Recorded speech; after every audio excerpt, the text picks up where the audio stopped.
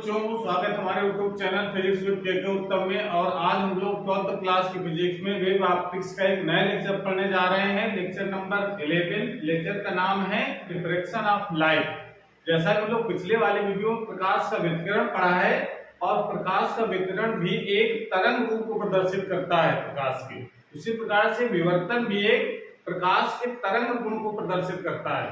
और जो प्रकाश का जो विवर्तन है, इसका मतलब होता है प्रकाश का मुड़ना। अब मुड़ने से तात्पर्य है कि जब किसी प्रकाश के रास्ते में कोई अवरोध आ जाता है। अवरोध कैसा होना चाहिए? बहुत ही तीक्ष्ण अवरोध होना चाहिए, यानी बहुत ही तीक्ष्ण कह सकते हैं, बहुत सूक्ष्म अवरोध कहा जा सकता है। तो वहां अगर प्रकाश गुजरता है उस जगह से, तो वो मुड़ जाता है। जैसे अगर हम बात करते हैं एक एग्जाम्पल देख करके, जैसे अगर प्रकाश कोई हमारे पास अवरोध इस तरीके का है, ठीक है ना। अब इसमें सुई समझ लीजिए, एक सुई है और उस सुई के सामने से ये प्रकाश आ रहा है। ये सब प्रकाश यहाँ पर आता है, तो होना क्या चाहिए? जो कि ये जो पार्ट दिख रहा है, ये सब कैसा है? अपारदर्शी है। तो यहाँ जो सामने अगर पर्दा रखा होगा तो इस अवरोध की छाया बनेगी। तो अगर प्रकाश सीधी रेखा में चलता है, जैसा हम जानते हैं प्रकाश का एक महत्वपूर्ण गुण है, जो प्रकाश सीधी रेखा में चलता है, तो प्रकाश बिल्कुल ऐसे चलता, तो यहाँ पर हमको एक उतनी ही बड़ी एक शैडो दिखाई पड़ती जो डार्क कलर की होती है, यानी यहाँ पर कोई प्रकाश नहीं होता, इसकी छाया हमको दिखाई पड़ती, ठीक है ना। बाकी से ऊपर तो प्रकाश होता है यहाँ पर, बाकी यहाँ से तो प्रकाश यहाँ जाएगा वो सीधे यहाँ जाएगा। लेकिन ऐसा रियल में नहीं होता है। ऐसा हम लोग सोचते हैं कि प्रकाश सीधी रेखा में चलता है, तो ये सीधा यहाँ जाकर के यहाँ उसकी शैडो बना देगा, छाया उसकी बना देगा, लेकिन ऐसा नहीं होगा। प्रकाश ये थोड़ा सा मुड़ जाता है, ऐसे किनारों पर थोड़ा सा मुड़ जाएगा, उसकी छाया यहाँ से ना स्टार्ट होकर के यहाँ से बनती है, ऐसे इस जगह इतनी छाया आपको दिखाई पड़ेगी। ये यहाँ पर भी प्रकाश थोड़ा थोड़ा दिखाई पड़ेगा। अब प्रकाश दिखाई पड़ेगा इस जगह, और वहां पर तो हमको फ्रिंजें दिखाई पड़ेंगी इस जगह, ऐसे तो बाद में यहाँ पर पूरा प्रकाश दिखाई पड़ता है। तो ये जो फ्रिंजें दिखाई पड़ती है, इसको कहा जाता है विवर्तन प्रतिरूप। जो फ्रिंजों का समूह है, जैसा कि व्यतिकरण में हम लोग देखा कि उस व्यतिकरण वाले में जो फ्रिंजें बनती हैं, उसको हम लोग कहा जाता है कि व्यतिकरण प्रतिरूप कहा जाता है। इसमें विवर्तन में जो फ्रिंजें बनती है उसको व्यतिकरण प्रतिरूप कहते हैं। यहाँ पे भी डार्क और ब्राइट फ्रिंजें बनती हैं, लेकिन दोनों में अंतर है, व्यतिकरण के फ्रिंजों में और विवर्तन के फ्रिंजों में। जो व्यतिकरण की फ्रिंजें बनती है बिल्कुल एकदम समान चौड़ाई की बनती है, डार्क और ब्राइट, ठीक है ना। उसमें ये नहीं होता कि दूर वाली पतली बनेगी, पास वाली मोटी बनेगी, ऐसा कुछ नहीं है। लेकिन विवर्तन वाले में ऐसा है, इसमें जो सेंटर में जो फ्रिंज बनती है वो सबसे ज्यादा चमकदार होती है, यानी ज्यादा ब्राइट होती है। उसके बाद जैसे जैसे इससे दूर जाएंगे सेंटर से, उसकी उन जो फ्रिंजों की तीव्रता है वो क्रम से घटती जाती है, ये अंतर है। तो ये जो प्रकाश की जो मुड़ने की घटना है, उसको कहा जाता है प्रकाश का विवर्तन। या दूसरा एग्जाम्पल आप देख सकते हैं, जैसे अगर हम ये प्रकाश यहां से आ रहा है और उस प्रकाश के रास्ते में अगर हम कोई कार्डबोर्ड रख दें और कार्डबोर्ड के में एक छेद कर दें यहां बीच में, और यहां पर एक पर्दा रखें, ठीक है, तो प्रकाश अगर सीधा चलता अगर तो प्रकाश चल करके बिल्कुल यहां पर आपतित हो जाता है, ऐसे। अगर प्रकाश अगर सीधा चलता तो बिल्कुल एकदम यहां पर हमको जितना बड़ा छेद था उतने बड़ा छेद हमको यहाँ पर दिखाई पड़ता है, उतना बड़ा स्पॉट दिखाई पड़ता है चमकदार। जितना बड़ा ये छेद है उतने बड़ा यहाँ पर चमकदार स्पॉट दिखाई पड़ता, बाकी सब जगह रहता अंधेरा। पर ऐसा भी नहीं हुआ, प्रकाश देखा जाता है जैसे कभी अंधेरा कमरा हो और दरवाजे में कहीं जरा सी अगर दरार है कहीं, ठीक है ना, छेद है दरवाजे में, प्रकाश अगर सूर्य का अंदर आता है तो अंदर उस दरार से जब बाहर अंदर प्रवेश करता है तो वो थोड़ा फैल जाता है। तो ये जो फैलने की जो घटना है, इसको हम लोग विवर्तन कहते हैं। विवर्तन के कारण उसका आकार जो है बड़ा हो जाता है, यानी ये प्रकाश किरण इस किनारे से मुड़ जाता है और मुड़ करके थोड़ा बाहर तरफ फैल जाता है, ऐसे। तो उसको स्पॉट यहाँ पर इतना बड़ा दिखाई पड़ता है, मतलब जितना छेद होगा इस कार्डबोर्ड पर उससे थोड़ा बड़ा, ठीक है ना। तो ये जो घटना है ये छेद से मुड़ने की घटना या किसी अवरोध से मुड़ने की घटना, ये कहलाती है प्रकाश का विवर्तन। तो आप परिभाषा क्या लिख सकते हैं, किसी अवरोध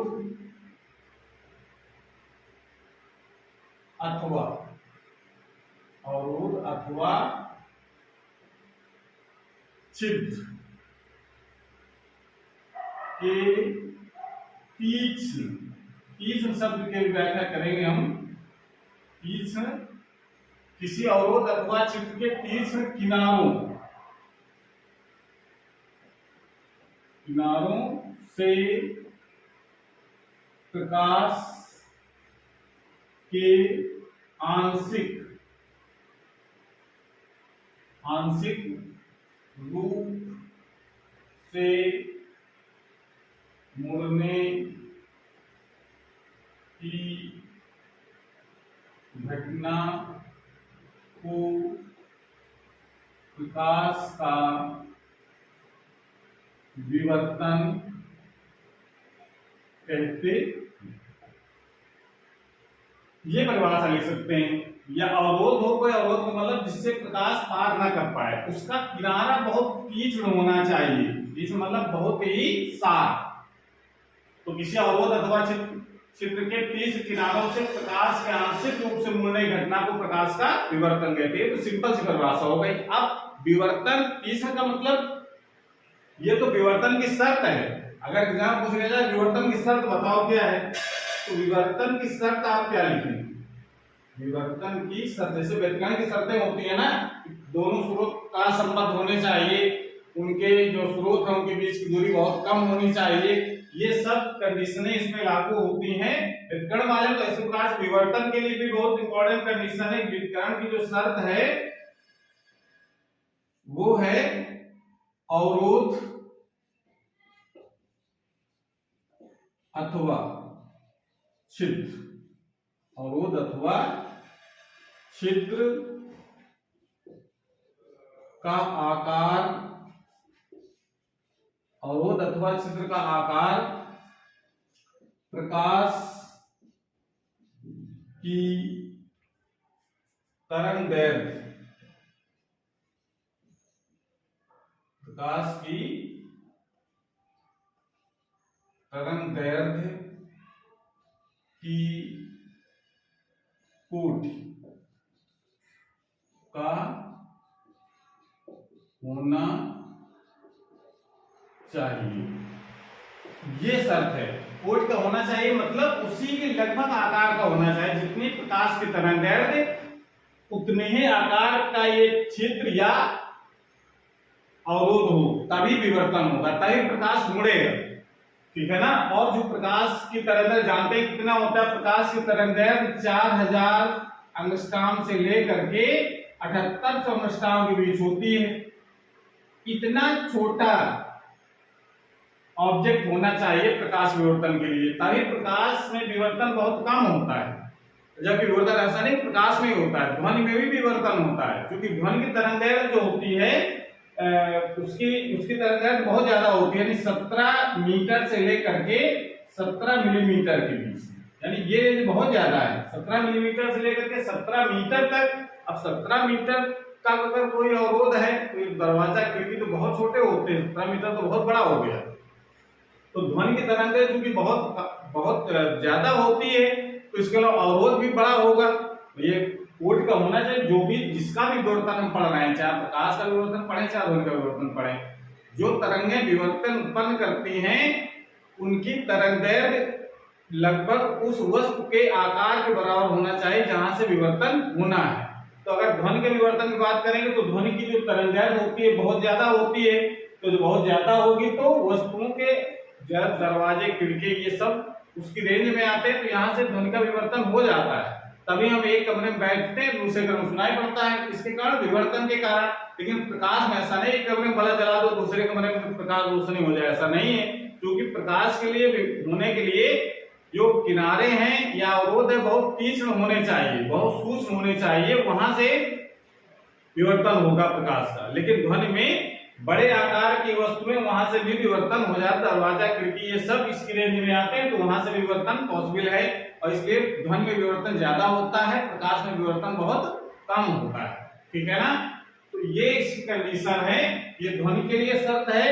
ध्वनि की तरंगदैर्घ्य होती है 17 मीटर से लेकर के लगभग, ये अप्रोक्सीमेट वैल्यू लिखी है हमने, 17 मीटर से लेकर के 17 मिलीमीटर की रेंज में, और ये प्रकाश की तरंगदैर्घ्य तो पता है हम लोगों को कितनी होती है। तो ये कंडीशन है, इसको नोट कर लीजिए। उसके बाद फिर मध्य विवर्तन के प्रकार, इसको नोट कर लो।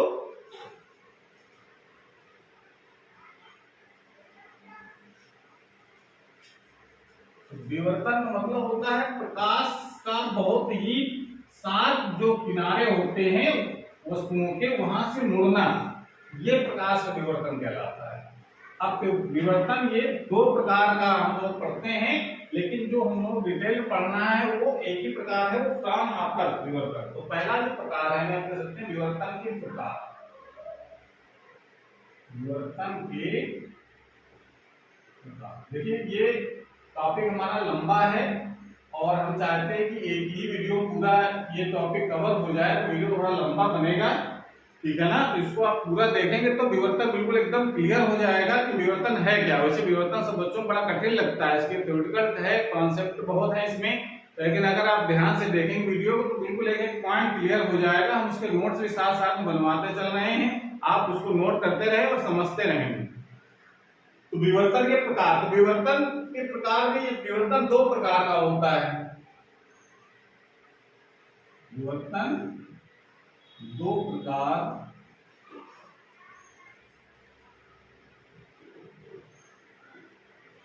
दो प्रकार का होता है। नंबर एक फ्रेनेल विवर्तन, फ्रेनेल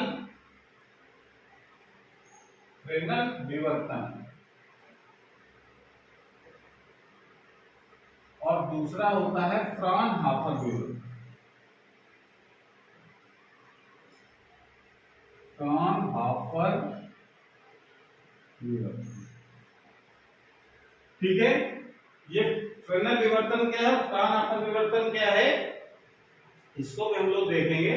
तो फ्राउनहोफर विवर्तन का मतलब यहाँ पर यह है कि जैसे अगर प्रकाश स्रोत, जैसे हम जान रहे हैं कि एक प्रकाश स्रोत होगा, अभी हम लोग जब चित्र बनाया था एक प्रकाश स्रोत हो गया, इसके सामने हम कोई ऑब्जेक्ट रख रहे हैं, ऑब्जेक्ट हम क्या कहेंगे, विवर्तक वस्तु है जो विवर्तन उत्पन्न करती है। वो छेद हो सकता है या कोई अवरोध हो सकता है। मान लीजिए ये छेद हो गया, और ये जहां पर इसका विवर्तन प्रतिरूप देखना है तो वो हो गया पर्दा। ठीक है। इसमें तीन चीजें होंगी, प्रकाश स्रोत होगा जहां से प्रकाश चलेगा, ये हो गया विवर्तक वस्तु, विवर्तक, ये विवर्तक वस्तु हो गई, जिसको हम लोग अवरोध अथवा ये छिद्र, अवरोध या छिद्र हो सकता है, विवर्तक वस्तु हो गया। ये पर्दा हो गया। फ्रेनेल विवर्तन मतलब ये है कि फ्रेनेल विवर्तन तब होता है जब प्रकाश स्रोत और पर्दा इस विवर्तक वस्तु से निश्चित दूरी पर हो, तो वहां पर जो विवर्तन प्राप्त हुआ उसको कहते हैं फ्रेनेल विवर्तन। इंग्लिश में फ्रेस्नेल विवर्तन लिखा रहता है इसमें, लेकिन उसको हिंदी में चार लोग फ्रेनेल विवर्तन कहते हैं। तो ये कंडीशन है फ्रेनेल विवर्तन की, जब आप लिख सकते हैं इसमें, जब प्रकाश स्रोत तथा पर्दा, मतलब जहां पर विवर्तन प्रतिरूप देखना है, जब प्रकाश स्रोत तथा पर्दा विवर्तक वस्तु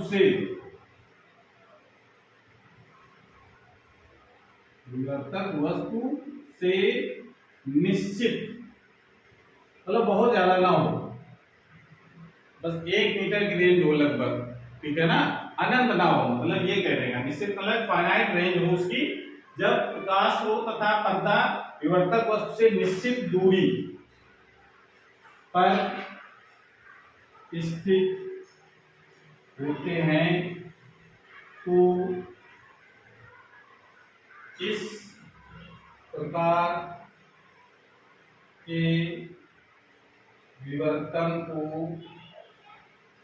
फ्रेनल विवर्तन कहते हैं, फ्रेनल विवर्तन कहते हैं। ठीक है, ये तो हो गया फ्रेनल विवर्तन परिभाषा, इसको नोट कर सकते हैं। अगर हम कह दें कि नहीं, जब प्रकाश स्रोत और पर्दा विवर्तक वस्तु से अनंत दूरी पर, या तो दोनों अनंत दूरी पर स्थित हों और या फिर दोनों में से कोई एक, दोनों कंडीशनें हैं, ठीक है ना। प्रकाश स्रोत तथा पर्दा विवर्तक वस्तु से अनंत दूरी पर स्थित होते हैं, तो इस प्रकार के विवर्तन को हम फ्रानहाफर विवर्तन कहते हैं। क्या कहते हैं? फ्रानहाफर विवर्तन। ये परिभाषा आप लिख सकते हैं, ठीक है। तो ये परिभाषा आप नोट कर लीजिए, फ्रानहाफर की और फ्रेनल विवर्तन की, ठीक है। अब जो हम लोग सिलेबस पढ़ना, फ्रानहाफर के बारे में ही डिटेल पढ़ना है, जो हम लोग पढ़ने जा रहे हैं, बहुत इंपॉर्टेंट है बोर्ड एग्जाम की दृष्टि से। एकल झिरी द्वारा प्रकाश का विवर्तन, ये फ्रानहाफर विवर्तन ही होता है, ठीक है। और फ्रानहाफर विवर्तन के लिए हमको लेंस की जरूरत पड़ती है, प्रकाश को आपतित करने में विवर्तक वस्तु पर और पर्दे पर भी। जब प्रकाश विवर्तित होकर पहुंचता तो भी हम लेंस लगाते हैं, और जबकि फ्रेनल में लेंसों की जरूरत नहीं पड़ती है।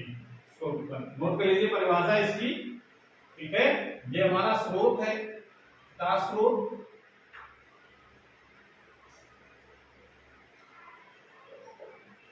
और ये पर्दा, इनके ये दूरी और ये दूरी अगर फाइनाइट है, यानी निश्चित दूरी है, तो फ्रेनल विवर्तन। अगर ये दूरी प्रकाश स्रोत बहुत दूर रखा हो, सूर्य से आने वाला प्रकाश हो, ठीक है ना, और ये पर्दा भी बहुत दूर रखा हो, ठीक है ना, तब आता है फ्रानहाफर विवर्तन। तो नोट कर लीजिए, उसके बाद फिर हम लोग फिगर लगाइए, बहुत इंपॉर्टेंट है। एकल झिरी द्वारा प्रकाश का विवर्तन बहुत एग्जाम पूछा जाता है, और उसमें पूछते हैं कि जो बीच में जो फ्रिंज बनती है, जिसको हम लोग मुख्य उच्चिष्ट कहते हैं या केंद्रीय उच्चिष्ट कहा जाता है, उसकी चौड़ाई कितनी होती है, मूड़ी चौड़ाई भी और रेखी चौड़ाई, इसका फार्मूला में लोग निकालेंगे। तो बेटे लगाइए, एकल झिरी द्वारा, एकल झिरी, झिल्ली यानी स्लिट है, ये क्या है? ये स्लिट, सिंगल स्लिट वाला एक्सपेरिमेंट है ये। एकल झिरी, आप सिंगल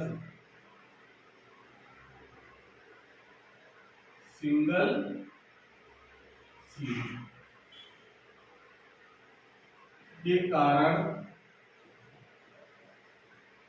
प्रकाश का विवर्तन, बहुत इंपॉर्टेंट टॉपिक। एकल झिरी द्वारा या एकल झिरी के कारण प्रकाश का विवर्तन, इसके लिए देखो चित्र के माध्यम से हम लोग समझेंगे। एकल झिरी वाला उसमें जैसे व्युत्करण पढ़ रहे हैं, उसमें दो स्लिट यूज कर रहे थे, S1 S2, यहाँ पर हम केवल एक स्लिट यूज करेंगे। तो हम मान लेते हैं कि एक प्रकाश स्रोत है, यहाँ पर चलिए हम बनाते हैं, एक प्रकाश स्रोत हमने ले लिया, इस प्रकाश स्रोत से तरंगें निकले, प्रकाश स्रोत होगा हमारा S, इससे प्रकाश किरणें निकलती हैं, इस प्रकाश किरणों को हम एक लेंस पर आपतित करते हैं पहले। तो ये प्रकाश स्रोत हम इसके फोकस पर रखते हैं, तो इससे निकलने वाले प्रकाश किरणें कैसी हो जाएंगी? समांतर, तो जानते हैं। फिर यहां पर हम एक रखते हैं स्लिट, यहां पर क्या रखेंगे? एक हम स्लिट रखेंगे,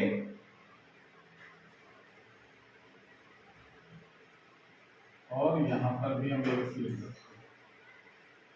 प्लस स्लिट बनाया हमने ये, यहां एक झिरी हो गई, और यहां से प्रकाश बनाया, छेद समझो, ये जूम करके बनाया, बहुत ही छोटा छिद्र है, और यहां पर हम रखते हैं एक पर्दा।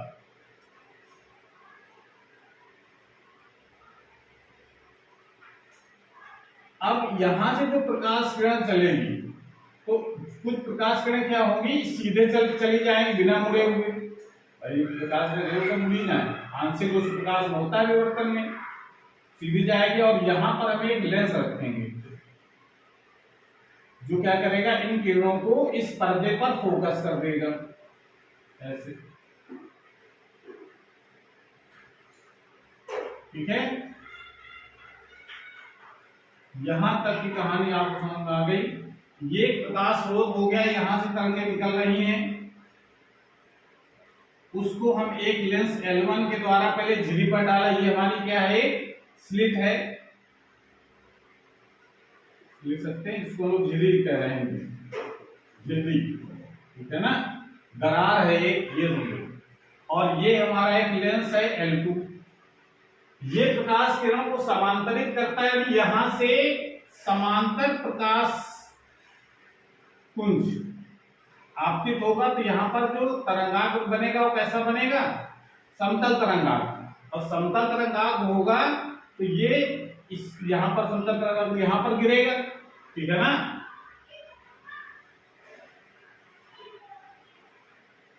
और जब यहां पर गिरेगा तो जानते हैं हाइगेंस का तरंग सिद्धांत कहता है कि तरंगाग्र का हर बिंदु तरंग स्रोत का काम करेगा। तो यहां पर जब गिरेगा, ऐसा नहीं कि यहां पर तो इस जगह से प्रकाश है, इस जगह से निकलेगा प्रकाश। जितने भी इसके बिंदु हैं तरंगाग्र के, यानी वेव फ्रंट के, वो सब तरंग स्रोत का काम करते हैं। वहां से नई तरंगें निकलती, जिनको हम क्या कहते हैं, द्वितीयक तरंगिकाएं। और वो सब तरंगिकाएं यहाँ पर मिलेंगी। जैसे एक तो हमने यहाँ पर मिलाया है जो बिना मुड़ में निकल रही है, ठीक है ना। एक दूसरी प्रकार यहाँ से निकलेगी, वो भी यहाँ मिल जाएगी ऐसे करके। तीसरी निकलेगी, वो भी हम अलग तरीके से बना सकते हैं। इसमें ऐसे यहाँ पर ऐसे गई, एक यहाँ से निकल करके यहाँ जाएगी, एक यहाँ से निकल करके ऐसे जाएगी। इसका मतलब देखो इन सब किरणों का जो पथांतर है वो कितना है, शून्य। भाई यहाँ चलने वाले प्रकाश किरण और यहाँ चलने वाले प्रकाश किरण क्या है, इनके बीच जो पथांतर है वो शून्य है, ठीक है ना। ऐसे इसके नीचे वाले को जाओ, इसको और इसको देखो, इनके बीच पथांतर शून्य। किसका मतलब पथांतर शून्य होने के कारण यहाँ पर जो व्यतिकरण होगा कैसा होगा, समकोषी व्यतिकरण होगा। और वहां पर एक दीप्त फ्रिंज हमको दिखाई पड़ेगी। समझ में आ रहा है ना। यानी जो प्रकाश किरणें, अब इसको केवल दो किरणों को दिखाओ, नहीं बहुत कंजस्टेड हो जाएगा, फिगर समझ में नहीं आएगा, कंफ्यूजन हो जाएगा सब। तो हम आप इस तरीके से केवल आपको दिखाना है, ये सब ढेर सारे लाइनें दिखाने के समझने के लिए कि जितने भी जैसे व्यतिकरण वाले केवल दो तरंग स्रोत थे, केवल दो तरंगें निकल रही थी। यहाँ पर कम असंख्य यानी अनंत कह सकते हैं, अनंत तरंग स्रोत है। और वहां से सब तरंग स्रोत से तरंगें निकल करके व्यतिकरण करेंगे और वहां पर समकोषी या विनाशी व्यतिकरण होगा, ठीक है ना। तो जो तरंगें ए और बी, मान झिल्ली हमारी है ए और बी, पॉइंट लिख लेते हैं। ए और बी एक झिल्ली है जिसकी चौड़ाई को हम लोग क्या मान लेते हैं, ई मान लेते हैं, ठीक है। अब यहां से तरंगे ए और बी से चल करके जो बिंदु ओ पर पहुंचती हैं, जो बिना मुड़े हुए पहुंचती हैं, तो उनके बीच पथांतर होगा जीरो। पथांतर जीरो होगा तो यहाँ पर कौन सी तरंग बनेगी, कौन सी फ्रिंज बनेगी, एक ब्राइट फ्रिंज बनती है, ठीक है ना। यानी इसको कह सकते हैं दीप्त फ्रिंज बनेगी या दीप्त बैंड बनेगा, जिसको हम लोग मुख्य उच्चिष्ट कहते हैं या केंद्रीय उच्चिष्ट भी कहा जाता है। तो बीच में यहाँ पर हमेशा एक ब्राइट फ्रिंज बनती है जिसको मुख्य उच्चिष्ट कहते हैं, ठीक है ना। अब जरा देखो इसकी तरह भाषा लिख दी जाए तो नो लिखे, एग्जाम में क्या लिखेंगे, तो इतने से काम चलेगा, इसे तो बना दिया बस हो गया। अब इस भाषा लिखते हैं हम लोग, माना इतनी बात पहले लिख दी जाए, माना एक पतली झिल्ली ए बी, माना एक पतली झिल्ली ए बी है जिसकी चौड़ाई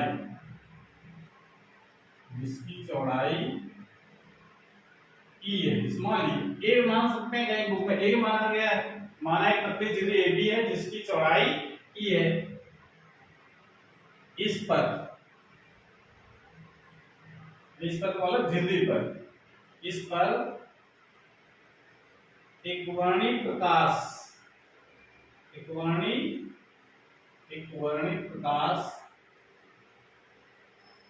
आपतित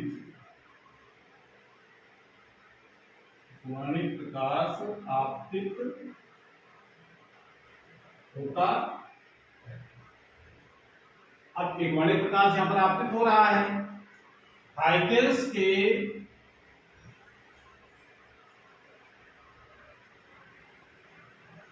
तरंग सिद्धांत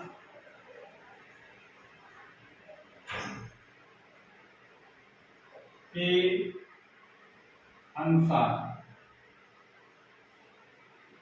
झिर्री ए बी का प्रत्येक बिंदु नए तरंग स्रोत का कार्य करता है, जिनसे बहुत सारे स्रोत हो गए ना, जिनसे द्वितीयक तरंगिकाएं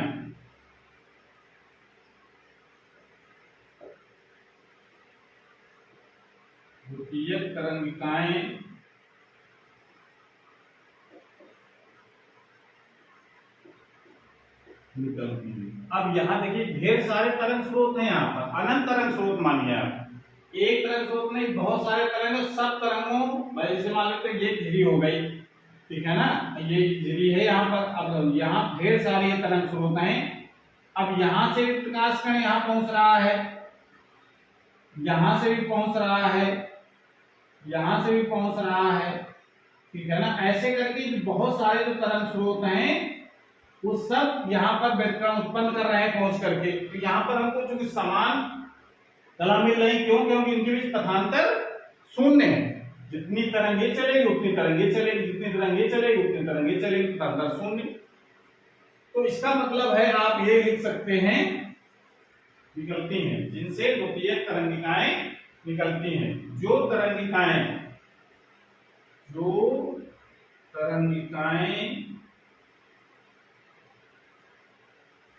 बिना विचलित हुए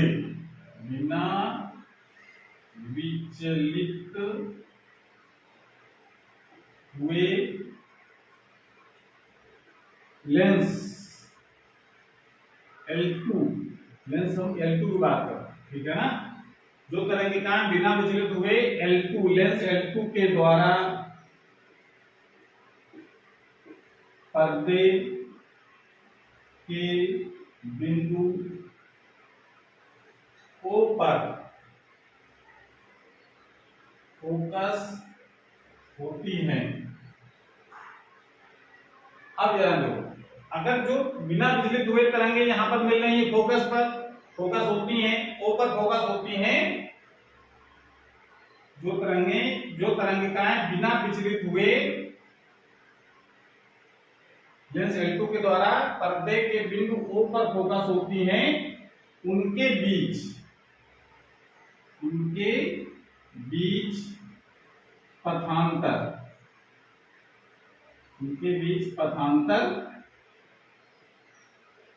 शून्य होता है। पथांतर अगर शून्य है तो इसका मतलब है संपोषी व्यतिकरण होगा। संपोषी व्यतिकरण होगा तो वहां पर एक दीप्त बैंड बनता है, ठीक है ना। तो उनके बीच पथांतर शून्य होता है, इसलिए बिंदु O पर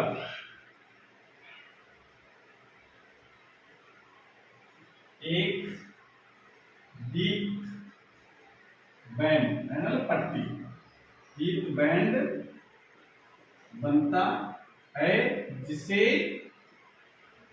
मुख्य उच्चिष्ट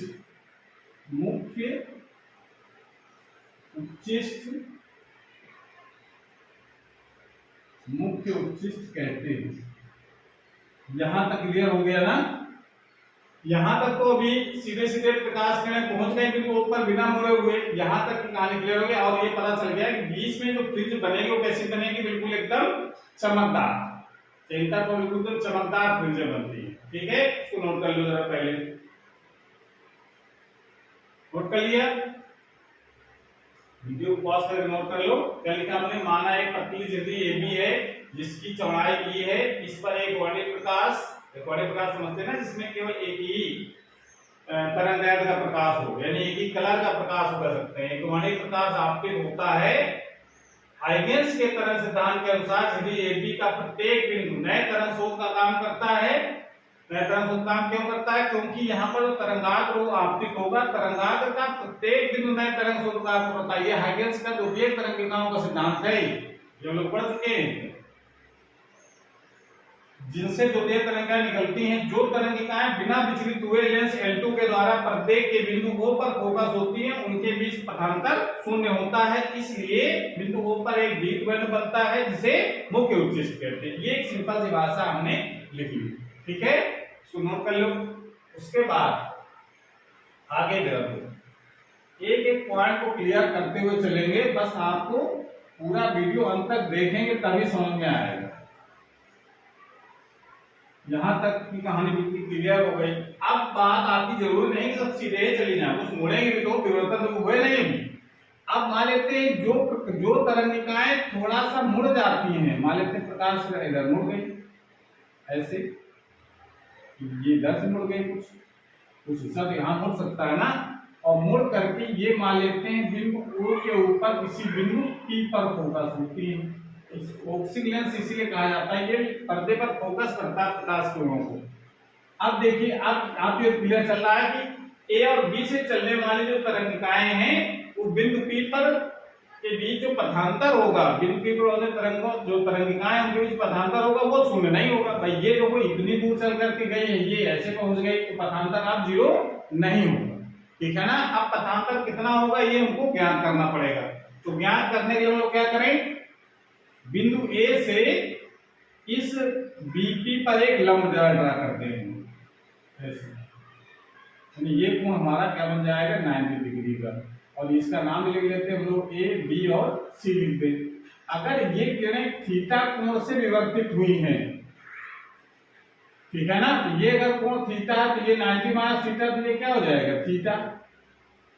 नहीं समझ में आया भाई, थीटा कोण से विवर्तित तो माना है हमने, ये कोण थीटा है, ये थीटा हो जाएगा। अब ये अगर थीटा है और ये 90 है तो ये पूरा कोण इतना 90 बन रहा है, तो 90 में से ये एंगल निकल गया इतना थीटा, तो ये 90 माइनस थीटा बचेगा, 90 ये है तो ये थीटा बच गया, ठीक है। त्रिभुज के तीनों कोणों का योगफल 180 अंश होता है, उसके तहत हमने निकाल लिया। अब जरा देखो इसको क्या भाषा लिखेंगे, जो तरंगिकाएं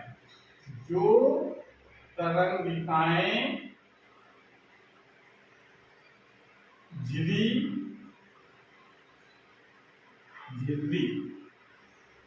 AB द्वारा थीटा कोण पर विवर्तित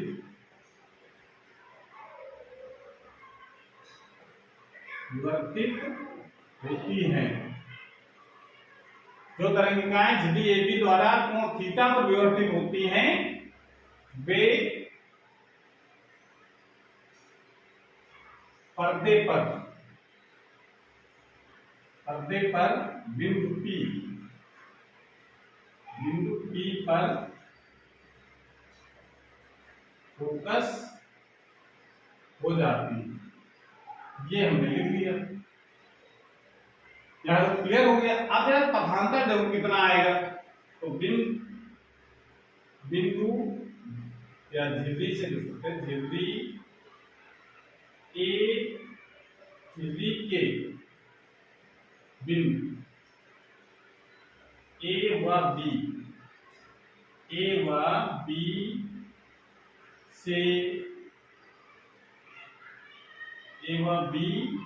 से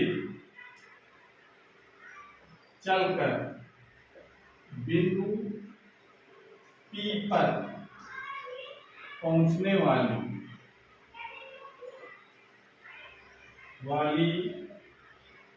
द्वितीयक तरंगिकाओं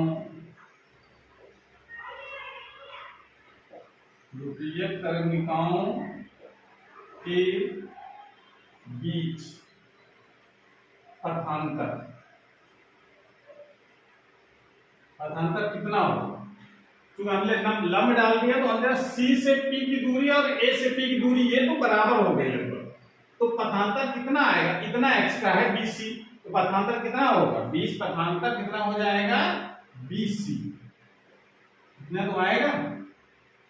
लंब ड्रा करने के बाद जो हमने देखा कि ये जो सी पर लंब गिरता है तो सी से पी की दूरी और ए से पी की दूरी ये लगभग बराबर होगी। तो जो एक्स्ट्रा पाथ कितना है वो बीसी है, तो पथांतर कितना हो जाएगा, बीसी के बराबर। बीसी की वैल्यू जरा निकाली जाए कितनी होगी, ठीक है।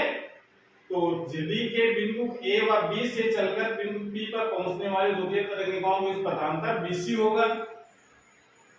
अब जरा त्रिभुज ध्यान दो, जरा त्रिभुज ए बी सी से साइन थीटा का मान कितना हो जाएगा। साइन थीटा बराबर होता है लंब बटे कर्ण, तो लंब हमारा क्या होगा बीसी और कर्ण कितना होगा ए बी। बीसी की वैल्यू यहां से कितनी आ जाएगी, बीसी की वैल्यू हो जाएगी ए बी साइन थीटा, या लिख सकते हैं बीसी बराबर ई। ए बी कितनी झिल्ली चौड़ाई कितनी है, ई माना है तो ई साइन थीटा। ये हमने निकाल लिया कि पथांतर बीसी ई साइन थीटा के बराबर होगा। अब ई साइन थीटा का जो मान है अगर लैम्डा बाई 2 के बराबर होगा, ठीक है ना, नहीं यहाँ जो पथांतर होगा लैम्डा बाई 2 के बराबर अगर होगा तो यहाँ पर एक अदीप्त बैंड बनेगा, और अगर ये लैम्डा के बराबर होगा तो दीप्त बैंड बनेगा। और महाराज हम लोग व्युत्कर्ण वाले पढ़ चुके हैं, अगर समान कला मिलेंगे या पथांतर उनका जानते हैं ना, अगर संकोची व्युत्कर्ण होता है तो पथांतर क्या होना चाहिए, एम लैम्डा होना चाहिए कि नहीं। संकोची व्युत्कर्ण के लिए पथांतर क्या होना चाहिए, एम लैम्डा होना चाहिए संकोची व्युत्कर्ण के लिए, और विनाशी के लिए होना चाहिए M 2m minus 1 lambda by 2। ये संकोची के लिए है और ये विनाशी के लिए है। लेकिन देखो एक चीज यहाँ निकल कर क्या आएगा, आपको उल्टा लगेगा। यहाँ पर जो अभी निकलेगा इसका पथांतर एम लैम्डा के बराबर होगा तो विनाशी होगा, यानी निम्निष्ठ दिखाई पड़ेगा हमको, ठीक है ना। यहाँ पर एक डार्क पट्टी दिखेगी और नारा है, और अगर इसका पथांतर अगर ये 2m माइनस 1 लैम्डा बाई 2 होगा तो वहां पर ब्राइट पट्टी दिखेगी, यानी वहां मैक्सिमा होगा, ठीक है ना। ऐसा इसमें इसलिए होता है कि वहां पर केवल 2 स्रोत थे, यहाँ पर अनंत स्रोत हैं, और सब तरंगों के बीच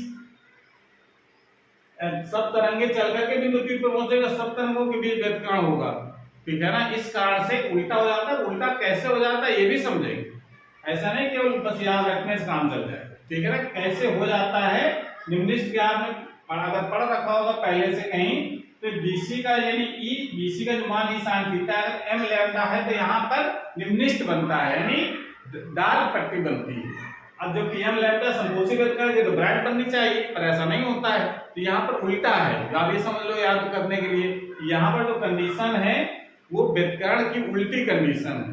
अब उल्टी कैसे है ये हम समझेंगे, ठीक है ना। तो इसको यहाँ तक नोट कर लो, उसके बाद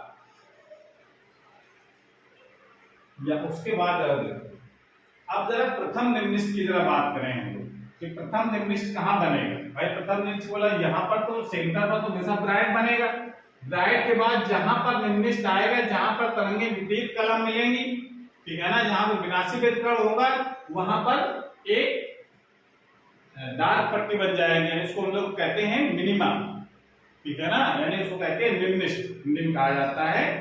तो इसको क्या, इसकी व्याख्या हम लोग कैसे करते हैं कि पहली डार्क पट्टी कहां पर बनेगी।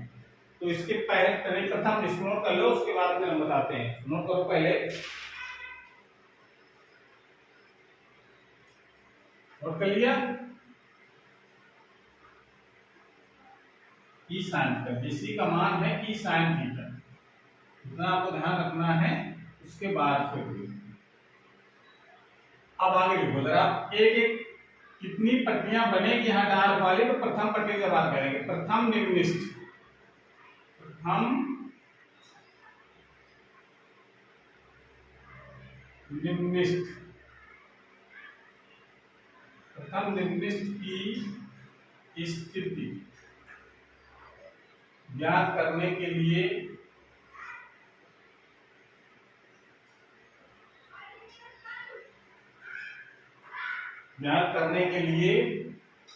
यदि ए बी की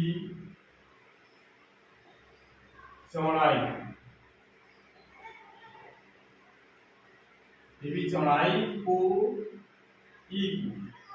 2 बराबर भागों में विभाजित करते हैं यदि इन भागों से चलकर बिंदु P पर पहुंचने वाली तरंगों के बीच या तरंगिकाओं के बीच कह सकते हैं, वाली तरंगिकाओं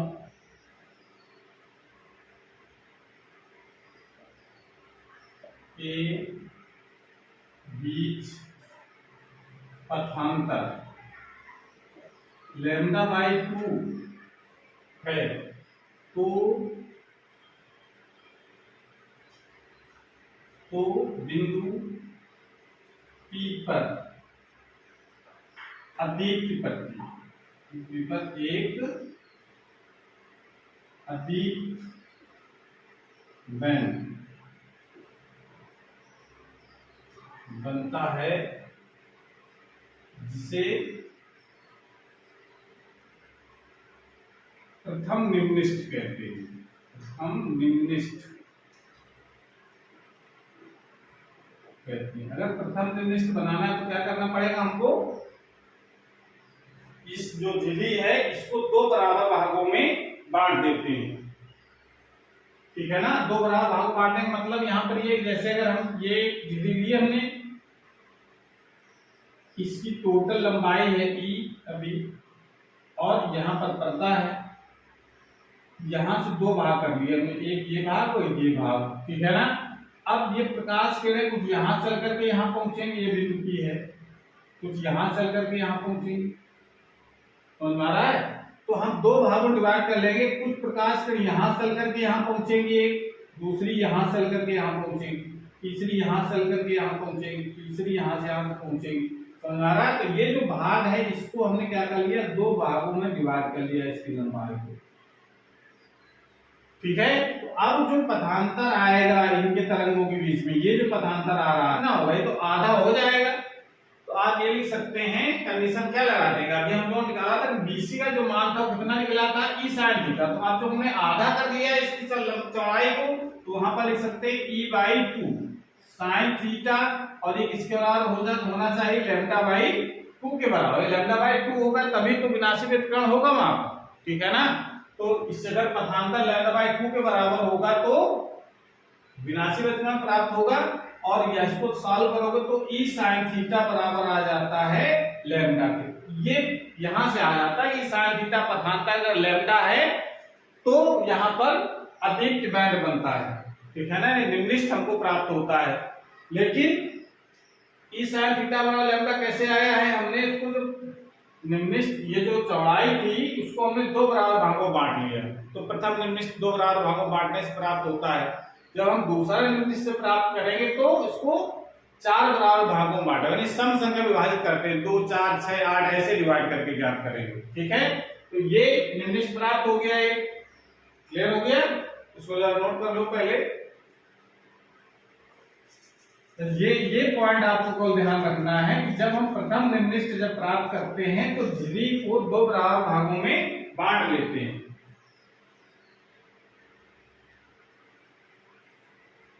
नोट कर लिया।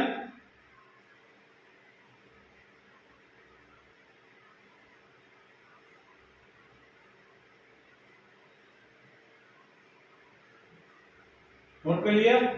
अब उसके बाद देखो, अगर हमको दो तीन निम्निष्ठ की स्थिति ज्ञात करनी है तो क्या करेंगे हम लोग, दो तीन निम्निष्ठ की स्थिति ज्ञात करने के लिए अगर हम इसे थोड़ा चेंज कर ले तो भाषा थोड़ी जल्दी लिख जाएगी। दो तीन निम्निष्ठ की स्थिति ज्ञात करने के लिए झिल्ली AB की चौड़ाई E को चार बराबर भागों में विभाजित करते हैं, में 4 2 4 से सम में विभाजित करेंगे, ठीक है ना। अगर उच्चिष्ट अगर ढूंढना है पहला दूसरा तो हमको 3 5 7 में विभाजित करेंगे उसकी, तो बराबर भागों में विभाग 4 भाग लेते हैं। यदि इन भागों से चल करके बिंदु P पर पहुंचने वाली तरंगिकाओं के बीच पथांतर λ/2 हो तो बिंदु P पर अदीप्त वर्ण बनेगा, फिर पुनः अदीप्त बनेगा, ठीक है ना। और जिसे हम द्वितीय निम्निष्ठ कहेंगे, जिसे हम द्वितीय निम्निष्ठ कहेंगे। अब इसको E को क्या कर दिया हमने, 4 बराबर भागों में बांट दिया। तो 4 भागों में बांट देंगे तो यहाँ पर क्या आ जाएगा, कूलम। समझ में आ रहा है ना। इस प्रकार से इसको लिख सकते हैं। या अगर हम कहते हैं कि आप तीसरी स्थिति ज्ञात करेंगे निम्नलिखित की, तो तीसरी स्थिति ज्ञात करने के लिए ज्ञात करने के लिए झिल्ली को 6 बराबर भागों में बांटते, कितने में, 6 बराबर भागों में विभाजित कर लेते हैं। और इन भागों से चल करके बिंदु P पर उन तरंगों के बीच पथांतर λ/2 है तो बिंदु P पर अधिक बनेगा, जिसे हम तृतीय निम्निष्ठ कहेंगे। क्या कहेंगे, तृतीय निम्निष्ठ। ये बात समझ में आ गई। तृतीय निम्निष्ठ कहते हैं। तो तृतीय में कहेंगे तो यहाँ पर क्या आ जाएगा, 6 और यहाँ पर आ जाएगा 2, कट जाएगा, 3 आ गया। ऐसे करके भाई प्रथम देखिए पहला आया तो पहला था जब 2 भाग किए तो क्या आया था, E sin theta equal to lambda. 2 भाग किए तो E sin थीटा का मान आ गया 2 लैम्डा। 3 भाग किए तो E sin theta equal to आ गया 3 लैम्डा। अगर हम m बराबर भाग करते हैं, यानी mवी स्थिति अगर ज्ञात करना चाहें तो क्या होगा, तो आप इसमें लिख सकते हैं। इसी प्रकार अगर हम ज्ञात करते चले जाएं तो E sin थीटा बराबर हो जाएगा m लैम्डा, यानी mवी अदीप्त बैंड अगर हमको ज्ञात करना है, ठीक है। तो इसको क्या लिख सकते हैं, इस प्रकार या इसी प्रकार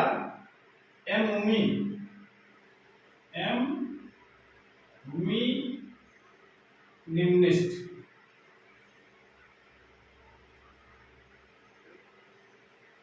की स्थिति निम्न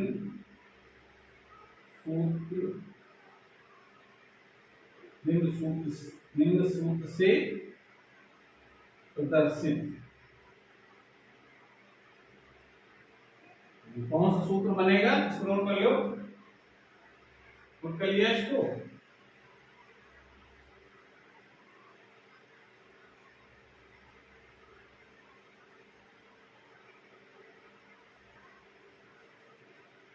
कौन सा सूत्र बन जाएगा, E sin theta is equal to m lambda. और यहाँ पर प्लस माइनस चिन्ह और हम लगा देते हैं। ये बहुत इंपॉर्टेंट फार्मूला है डिफ्रैक्शन में।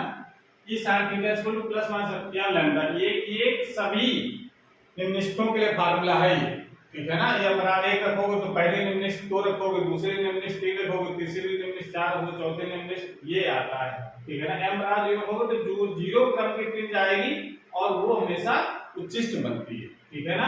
तो आप लिख सकते हैं m बराबर 1 2 3 and 4 रखने पर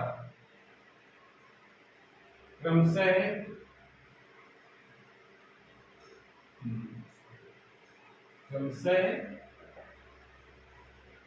प्रथम द्वितीय तृतीय निम्निष्ठ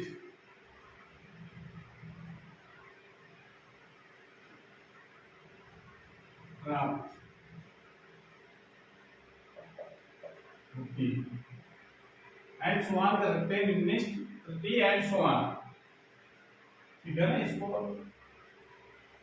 निम्निष्ठ एंड समान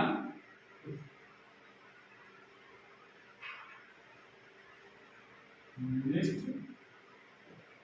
प्राप्त होती है, ये लिख सकते हैं इसमें। और प्लस माइनस चिन्ह क्या बताता है, प्लस माइनस चिन्ह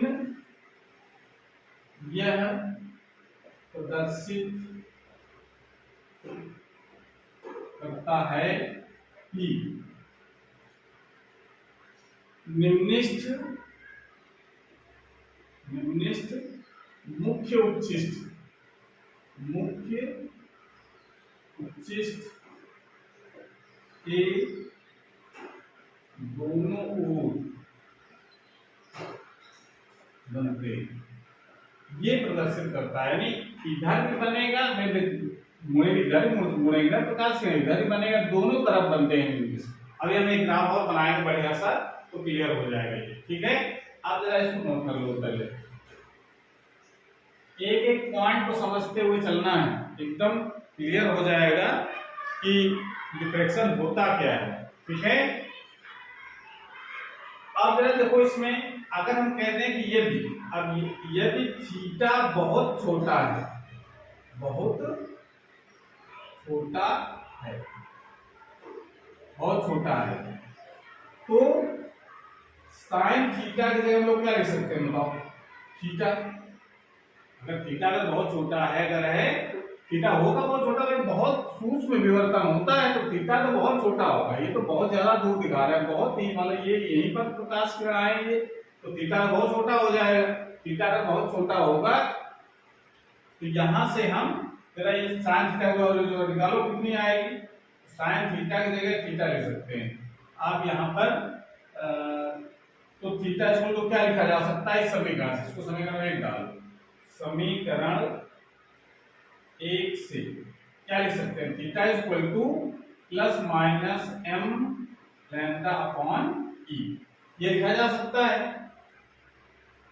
समझ में आ रहा है। तो इसका मतलब अगर हम यम बराबर 1 2 3 4 रखें तो ये जो प्रथम द्वितीय तृतीय निर्दिष्ट की कोणीय स्थिति आ जाए क्या होगी, ठीक है ना। तो यम बराबर आप इसमें लिख सकते हैं, इसको नोट कर लो जरा।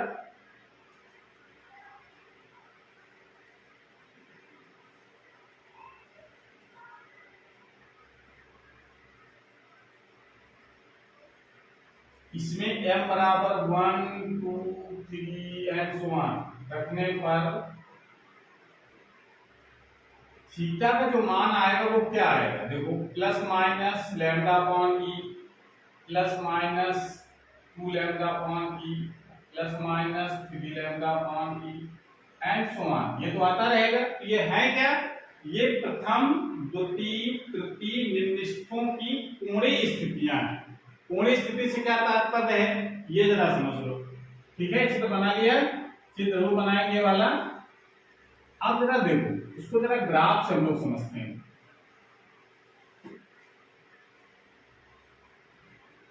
अगर हम इस स्लिट की बात करें, ये से स्लिट हो गए हमारे पास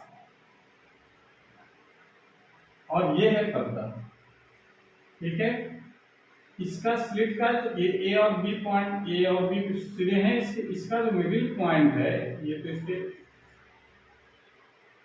ये इसका मिडिल पॉइंट हम मान लेते हैं, ठीक है। ये 4, तो हमने बताया कि जो सेंटर पर हमेशा उच्चिष्ट बनती है, तो उच्चिष्ट वाला ग्राफ हम लोग इस प्रकार से दिखाते हैं। ये उच्चिष्ट बन गए बीच में, ठीक है ना। ये तीव्रता है इसकी सबसे ज्यादा है, ये तीव्रता को रिप्रेजेंट कर रहा है इस ऊंचाई, ठीक है ना। इसकी जो नोक है वो तीव्रता को रिप्रेजेंट करती है। तो ये जो सेंटर से यहाँ ये इतना भाग ये उच्चिष्ट का है, जिसको हम लोग मुक्त उच्चिष्ट कह रहे हैं। उसके बाद फिर ये निर्दिष्ट बना यहाँ और यहाँ दोनों तरफ। तो इसकी जो कोणीय स्थिति है, इसको अगर हम ये कहते हैं कि ये जो, इसको अगर हम यहां से मिलाएं, ये कोण थीटा है, ठीक है ना। और थीटा का मान कितना है इस वाले के लिए, लैम्डा अपॉन ई। और अगर हम इधर वाले को मिला देते हैं, ये जो पार्ट हमारा है वो है, ये भी थीटा होगा और ये हो जाएगा लैम्डा अपॉन ये भी होगा। यानी आप इसमें लिख सकते हैं यहाँ पर प्लस का लैम्डा अपॉन ई और ये हो जाएगा माइनस का लैम्डा अपॉन ई। ये समझ में आ गया। यानी ये इसकी कोणीय स्थिति है, प्लस माइनस का मतलब दोनों तरफ, ठीक है ना। ऐसे ही इसके बाद यहाँ पर ये तो दीप्त बैंड बन गया, उसके बाद फिर दीप्त बनेगा बीच में, लेकिन उसकी तीव्रता क्या होगी पहले से बहुत कम। उसके बाद फिर ये निर्दिष्ट प्राप्त होगा। दूसरे निर्दिष्ट की स्थिति क्या होगी, ये तो उच्चिष्ट हो गया, इसको लोग गौड़ उच्चिष्ट कहते हैं। मुक्त उच्चिष्ट के अलावा जितने उच्चिष्ट बनते हैं उनको क्या कहा जाता है, गौड़ उच्चिष्ट कहते हैं। और ये फिर निर्दिष्ट बन गया तो इसकी स्थिति क्या होगी, कोणीय स्थिति प्लस 2 लैम्डा अपॉन ई। यहाँ पर जो बनेगा इस तरफ, उस तरफ भी बनेगा, ये हो जाएगा माइनस का 2 लैम्डा अपॉन ई। इसी प्रकार से दूसरा तीसरा, और लेकिन उसकी तीव्रता क्या हो, धीरे धीरे कम होती जाएगी, ऐसे लास्ट में समाप्त हो जाएगा। तो ये ऐसे इसी प्रकार से यहाँ पर लिख सकते हैं हम लोग प्लस का 3 लैम्डा अपॉन ई, यहाँ पर प्लस का माइनस का 3 लैम्डा अपॉन ई, यहाँ पर हो जाएगा माइनस का 4 लैम्डा अपॉन ई, यहाँ पर हो जाएगा प्लस का 4 लैम्डा अपॉन ई। इस प्रकार से ये इसकी कोणीय स्थितियां वाले यहाँ से मिलाओ तो उतना कोण बन रहा है ये, ठीक है ना। जैसे इसको ये लैम्डा अपॉन ई कोण बना, ऐसे कि इसको यहाँ मिलाओगे तो ये जो सेंटर से जो कोण बन रहा है, यानी सीओ वाली रेखा जो कोण बनेगा वो होगा 2 लैम्डा अपॉन ई। समझ में आ रहा है। तो ये इसकी जो चौड़ाई होती है, टोटल एंगल कितना बना फिर इसकी, यहाँ पर ये टोटल एंगल सेंटर पर कितना बन रहा है, 2 थीटा बन रहा है। तो ये कहलाते हैं उसकी केंद्रीय उच्चिष्ट की कोणीय चौड़ाई कहते हैं उसको, ठीक है ना। जो केंद्रीय उच्चिष्ट या मुख्य उच्चिष्ट की कोणीय चौड़ाई होगी ये होता है, तो इसको नोट कर लो। उसके बाद ये जो ग्राफ होता है, ये मुख्यता इस ग्राफ हम लोग तीव्रता से रिप्रेजेंट करते हैं। और कहिए इसको रखने पर क्या बना, प्रथम, द्वितीय, तृतीय एंड सो ऑन, निम्नलिखित की कोणीय स्थिति, कोणीय स्थिति प्राप्त होती है।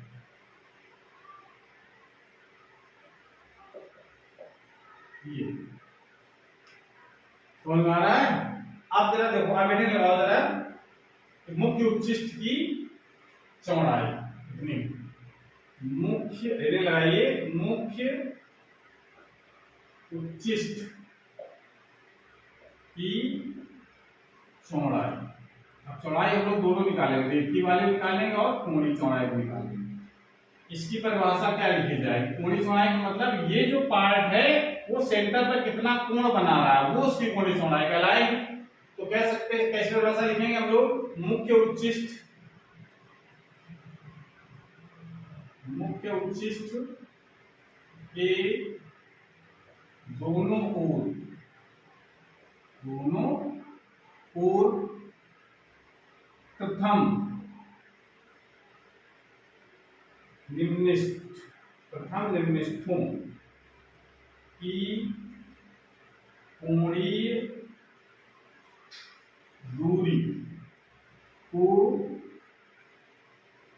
कोणीय दूरी को मुख्य उच्चिष्ट की कोणीय चौड़ाई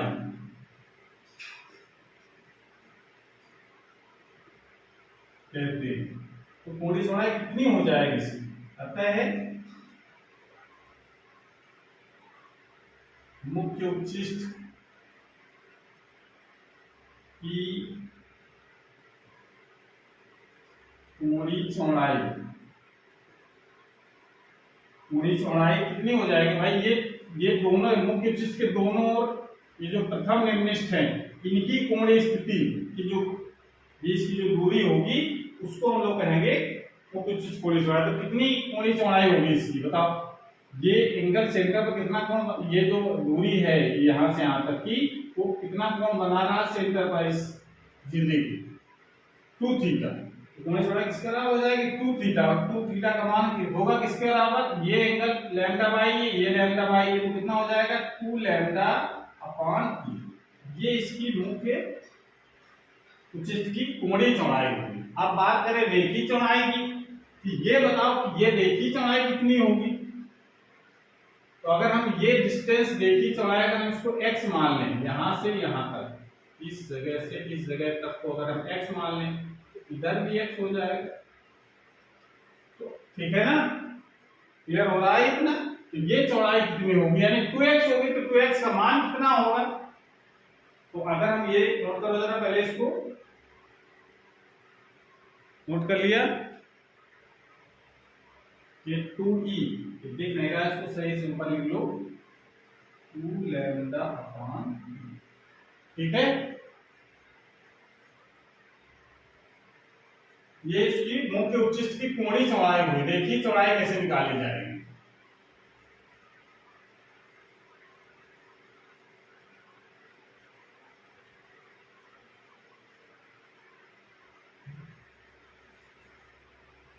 अब ये जानते हैं कि थीटा क्योंकि बहुत छोटा है, देखो थीटा का मान तो बहुत छोटा हम लेके चल ही रहे हैं, बहुत छोटा है और होगा भी छोटा, प्रैक्टिकली बहुत छोटा होगा।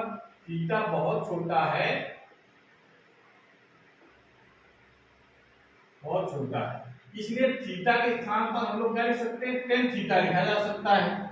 और टेन थीटा जरा यहाँ लगाओ तो टेन थीटा क्या होगा, लंब बटे आधार, इस त्रिभुज में लगाना है सी ओ और यहाँ पे कोई पॉइंट अगर ले लो तो ये सी ओ और ये जो प्लस माइनस लैम्डा पानी लिखा है ये, तो इसमें क्या लगा सकते हैं, टेन थीटा लंब बटे आधार यानी एक्स अपान और इस झिल्ली से पर्दे के बीच की दूरी अगर डी मान ले, ठीक है ना, तब ये क्या हो जाएगा, टेन थीटा लंब बटे आधार। तो आप इसमें लिख सकते हैं यदि झिल्ली से पर्दे के बीच की दूरी कैपिटल डी है तो ये मुख्य उच्चिष्ट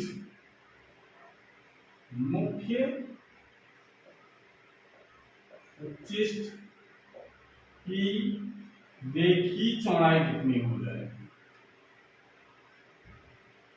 रेखीय चौड़ाई कितनी हो जाएगी 2x, x इधर तो 2x हो गई, इसका मान कितना हो जाएगा, तो x की वैल्यू कितनी आ जाएगी, यहां से आप देख सकते हैं x इक्वल टू हो जाएगा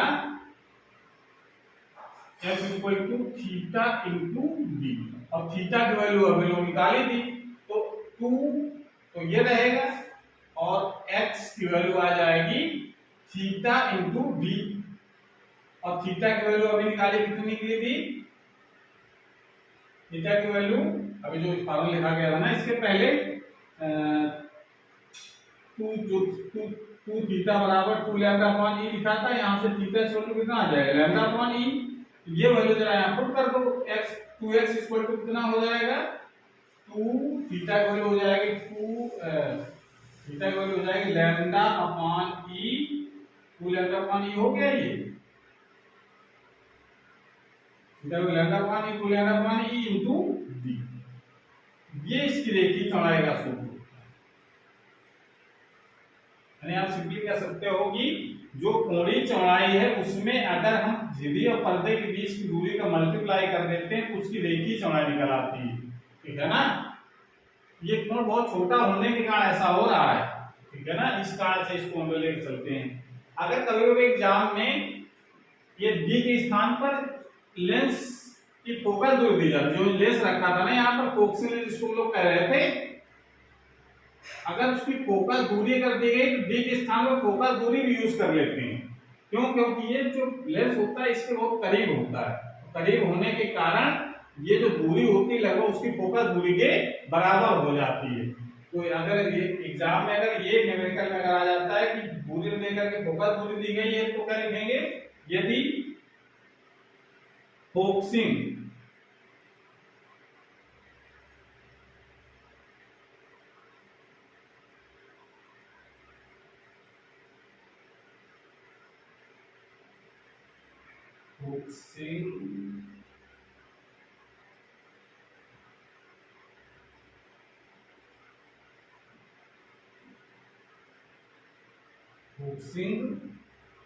लेंस L2 की फोकस दूरी f है तो मुख्य उच्चिष्ट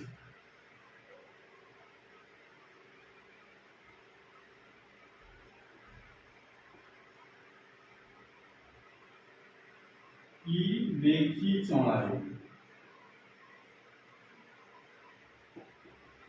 रेखीय चौड़ाई अब कितनी हो जाएगी 2x equal to 2 lambda upon E into f, ये फॉर्मूला है, इसको नोट कर लो। ठीक है, तो लेकिन दिख रहा है कैमरे में, कट गया इसको चौड़ाई आप आगे लिख लो यहाँ पर, चौड़ाई 2x equal to 2 lambda upon P into, ये फार्मूला हम यूज कर सकते हैं न्यूमेरिकल में की जरूरत पड़े। ठीक है, इस प्रकार से हम ये केंद्रीय उच्चिष्ट की चौड़ाई को ज्ञात कर सकते हैं। ठीक है ना। अब इसमें देखिए केंद्रीय उच्चिष्ट चौड़ाई निकाली, मुख्य जो निम्निष्ठ थे इसके बीच की स्थितियां निकाली। अब ये जो बीच बीच के जो उच्चिष्ट वाले पार्ट हैं इसके बारे में थोड़ी जानकारी हम लोग कर लेते हैं। तो यदि लगाइए, इनको हम लोग कहते हैं गौड़ उच्चिष्ट, सुनो कर लो।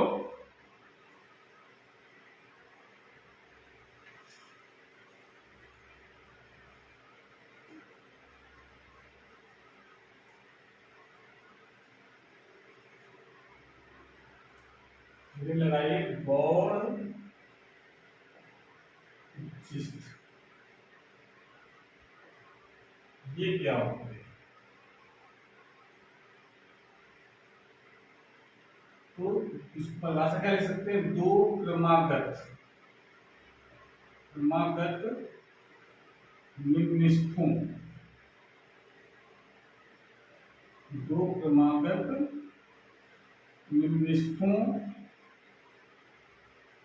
के बीच,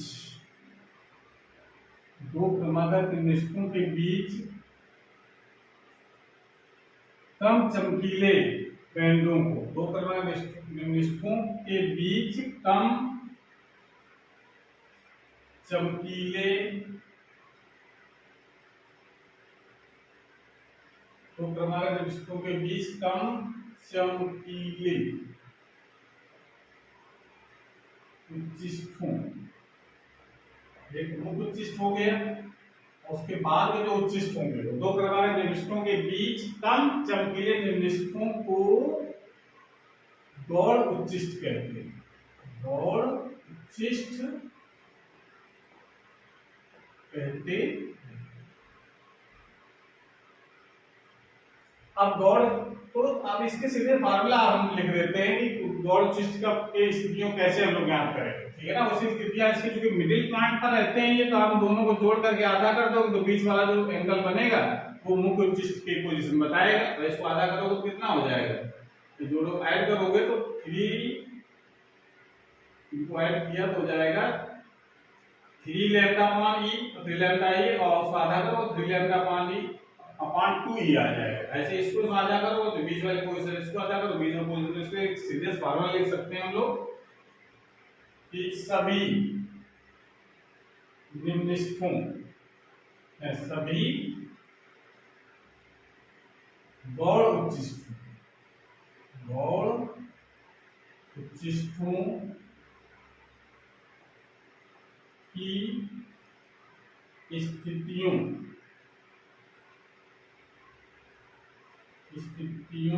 के लिए निम्न सूत्र प्रयोग करते, कौन सा करते हैं प्रयोग? E sine theta equal to plus minus 2m+1 lambda by, ये जो फार्मूला यूज करते हैं ये निम्निष्ठों के लिए है। अब इसमें हम अगर थीटा का मान, थीटा का बहुत छोटा मान लें, थीटा अगर वेरी वेरी लेस देन है, अगर बहुत छोटा है तो क्या लिख सकते हैं हम लोग? थीटा की जगह साइन थीटा, या साइन थीटा की जगह थीटा। ठीक है ना, तो यहाँ थीटा लिख दो तो ई का मान कितना आ जाएगा? थीटा का मान कितना आ जाएगा? थीटा इक्वल टू हो जाएगा प्लस माइनस ही लगाएंगे, दोनों तरफ उच्चिष्ट के दोनों तरफ बनते हैं, जैसा निम्निष्ठ बनते हैं उसी प्रकार से उच्चिष्ट भी बनते हैं, अपॉन ई ये हो जाएगा। अगर इसमें हम थीटा का एम की जगह अगर 1 2 3 4 रखें तो देखो थीटा का मान क्या क्या प्राप्त हो जाएगा? जो 1 रखोगे तो यहाँ हो जाएगा 1 रखा 2 दूनी 4 1 5 2m प्लस 1 लैम्डा बाई, ठीक है ना। तो इसमें अगर हम रखेंगे तो क्या मान को प्राप्त हो जाते हैं,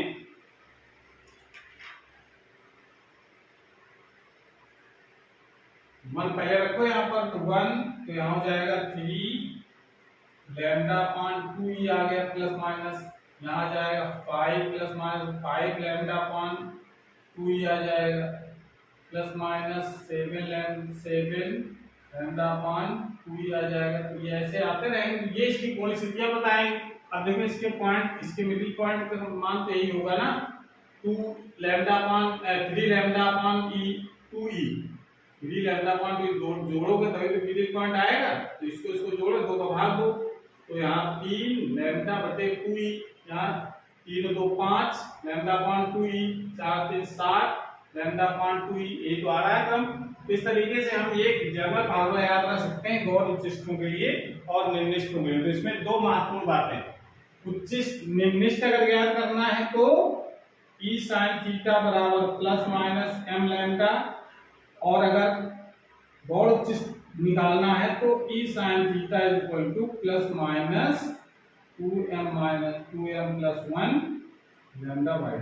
दो फार्मूले आपको ध्यान रखने न्यूमेरिकल के, बाकी इसका जो पूरा कॉन्सेप्ट आपको तैयार करना है, एग्जाम में बहुत पूछा जाता है। प्रकाश का विवर्तन किसे कहते हैं, और सिंगल स्लिट के लिए यानी एकल झिल्ली के लिए प्रकाश के विवर्तन की व्याख्या कीजिए, ठीक है ना। तो वीडियो लंबा जरूर है, लेकिन हमने एक पॉइंट क्लियर किया है, इसके नोट से बनवा दिए हैं। अगर समझ में नहीं आया तो आप पुनः इस वीडियो को देख सकते हैं। कई बार जब वीडियो देखेंगे तो क्लियर हो जाएगा विवर्तन का क्या मतलब और कैसे उसमें फ्रिंजें बनती, ठीक है ना। तो ये आज क्लास हमारी पर समाप्त होती है। अगर ये वीडियो अच्छा लगा हो तो उसको लाइक करें, अपने दोस्तों को शेयर करें, और चैनल अगर अभी तक सब्सक्राइब नहीं किया है तो चैनल को सब्सक्राइब करें, जिससे नए जो वीडियो अपलोड हो उसकी नोटिफिकेशन आपके पास सबसे पहले पहुंच जाए। पढ़ाई करते रहिए। Thank you.